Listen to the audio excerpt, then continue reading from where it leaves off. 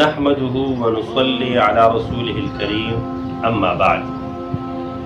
نن زموږ دا درس د عدت وفات باره کې دی چې د کومې بیبي خاوند وفات شي نو هغه به عدت تیری. د هغې په باره کې څو سوالات شوي دي. لومبی سوال دا دی چې د ښځې عدت چې کله د هغې خاوند مړ شي څومره دی؟ نو دې جواب دا دی چې د دې دوه صورته دي. که دغه ښځه حامله نه وي، امیدواره نه وي، نو د دې عدت 4 میاشتې او 10 ورځې دي، یعنی 130 ورځې دا د دې عدت دی. لکه څنګه چې د الله جل شانه ارشاد مبارک دی والذین یتوفون منکم ویذرون ازواجا یتربصن بانفسهن 4 اشهر و10. سورة البقره آیت نمبر 234. او که دغه ښځه امیدواره وي، حامله وي، نو بیا د دې عدت هغه وضع حمل دی، یعنی د حمل زیږول دي. لکه څنګه چې د الله جل شانه ارشاد دی واولات الاحمال اجلهن ان یضعن حملهن. سورة الطلاق آیت نمبر 4. او دغه حساب په صحیح بخاری کې حدیث نمبر 511 دا حکم پکې ذکر شوی دی. دویم نمبر سوال دا کیږي چې دا عدت دا به د دفن کولو نه بعد شروع کیږي یا د کم وخت کې چې دا خاوند وفات شي د هغې نه بعد به شروع کیږي؟ نو دې جواب دا دی چې کم وخت کې خاوند وفات شي دا د هغې نه بعد شروع کیږي، د دفن نه بعد دا نه شروع کیږي بلکې د وفات نه بعد شروع کیږي. کله کله دغه حساب وي چې خاوند په بل ملک کې وي، ښځه په بل ملک کې وي، هغه خاوند چې خپل وطن ته منتقل کیږي او دفن کیږي هغې کې 1 هفته 2 هفتې لګیږي.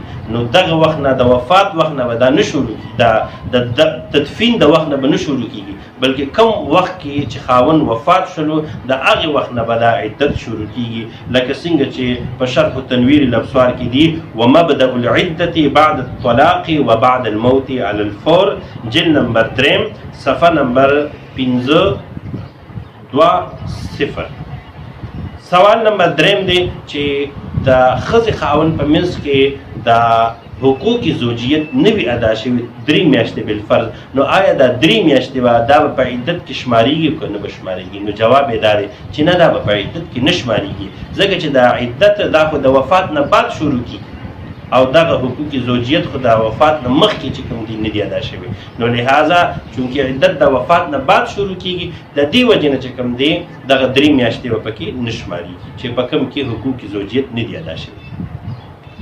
4 نمبر سوال دا دی چې د عدت په دوران کې به دا ښځه د کوم څیزونو نه پرهیز کوي؟ نو دې جواب دا دی چې ګوره دا 4 میاشتې 10 ورځې دا شریعت دا بطور سوګ چې کوم دی، دا بطور غم دا به ښځه چې کوم دی سوګ به مناوي، نو دا به په دې دوران کې خوشبو به نه لګوي، میک اپ به نه کوي، دغه حساب تیل به نه لګوي، او کو د خوشبو والی که یا د غیر خوشبو والی کو تیل به نه لګوي، د حساب رانجه به نه اچوي، نکریزې به نه لګوي. دا ټول څیزونه دې دپاره منع دي. لکه څنګه چې صحیح بخاری باب الکحل للحادة حدیث نمبر 519 د دې نه واخله تر 535 پورې په دې احادیثو مبارکو کې د دې څیزونو ذکر راغلی دی.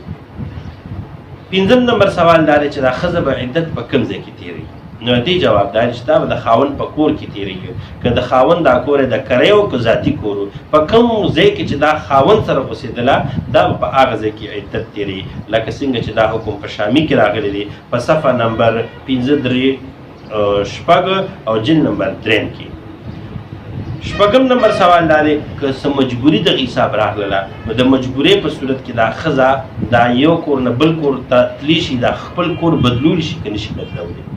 نو دې جواب لکه مجبوري څه د غلا مجبوري وه، د عزت خطره وه، یا د چت راغورځېدو خطره وه، یا دا کور د کرایو د هغې کرایه زیاته وه، نو دا آیا دا خپل کور چې کوم دی دا بدلولی شي که نه شي بدلولی؟ نو جواب دا دی مجبورۍ په صورت کې دا معتده ښځه چې کوم دی دا خپل کور بدلولی شي.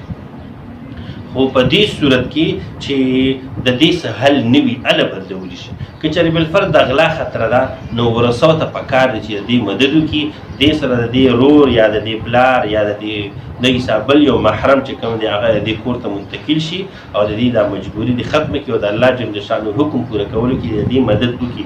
خو که بیا هم څه صورت نه جوړېږي نو بیا دا کور هغه بدلولی شي.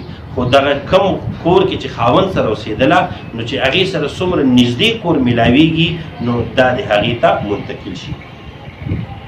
بل سوال دا کېږي دا حکم چې کوم دی په رد المحتال یعنی شامی کې په صفحه نمبر 15 او جلد نمبر 3 کې د عیسی فتاوا قاضي خان په صفحه نمبر 553 جلد نمبر 1 کې دا ذکر شوی ده. بل سوال دا کېږي چې له علاج دپاره یا دغه حساب یو زنانه ده هغه جاب کوي ډیوټي ده دا پکې د کور نه تللی شي او که نشي تللی. نو دې جواب دا دی چې که د دې علاج په کور کې ممکن نه دی، دغه حساب د دې د جاب نه چوټي نه میلاویږي، نو دا د دې مجبورۍ په صورت کې د کور نه وتی شي. په دې باندې لازمه ده چې دا شپه کور ته راولي، شپه په کور کې تېره کړي، نو د مجبورۍ په صورت کې دا د کور نه وتی شي. دا حکم ذکر شوی دی په شرح تنویر الابصار کې په جلد نمبر 3 صفحه نمبر 15 فتاوا قاضي خان صفحه نمبر 553 جلد نمبر 1 کې دا حکم ذکر شوی دی. دغه حساب د عدت په باره کې نور څه سوالات وي هغه هم تاسو کولی شئ، هغه به انشاءالله موږ تاسو ته وقتاً په وقتاً هغه به تاسو ته انشاءالله موږ د دې جوابات درکوو. الله جل شانه دې موږ ټولو ته په پوره شریعت باندې په پوره دین باندې د عمل کولو توفیق